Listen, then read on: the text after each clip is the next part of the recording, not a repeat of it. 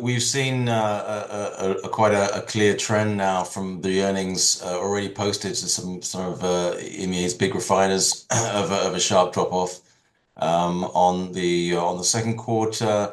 And obviously refining margins off those huge record margins that the refiners were seeing in 2022 and post-Ukraine Russia war that they experienced and nowhere near those kind of levels. I think Galp was forecasting around $8 a barrel for the fourth quarter, slight uptick on the third quarter. Things seem to be stabilizing, product cracks, sort of looking in the next sort of 3 months or so.